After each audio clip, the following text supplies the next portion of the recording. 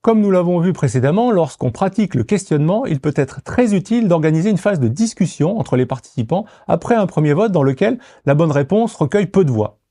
Voyons en quelques étapes comment organiser ce double vote. Au moment d'afficher les réponses de l'auditoire, on prend garde de ne surtout pas communiquer la bonne réponse.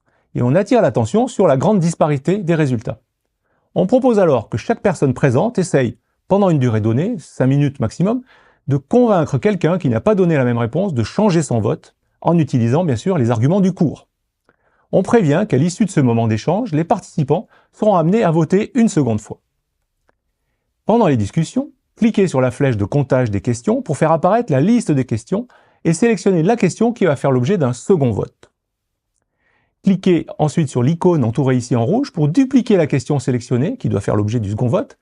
Annoncez à l'auditoire le temps dont il dispose encore pour discuter et se convaincre mutuellement. La question dupliquée avec des pourcentages de réponses est alors remise à 0. À la fin de la phase de discussion entre pairs, vous pouvez dire à votre auditoire de revoter en fonction de leurs échanges. Veillez à masquer l'affichage des réponses en temps réel pour que les derniers votants ne soient pas influencés par les premières réponses. Vous pouvez annoncer la fin du second vote, puis afficher et commenter la bonne réponse. En cliquant sur l'icône de la balance, vous pouvez aussi, au besoin, comparer les deux votes successifs afin de valoriser la phase de réflexion qui vient d'avoir lieu. L'augmentation des votes en faveur de la bonne réponse est généralement importante. Vous pouvez conclure cette phase et passer à la suite de votre cours. Le temps et l'engagement des étudiants consacrés à cette notion difficile seront des atouts pour leur apprentissage à long terme de cette notion. Ceci clôt notre série de vidéos consacrées à la pratique du questionnement pour améliorer l'apprentissage des étudiants.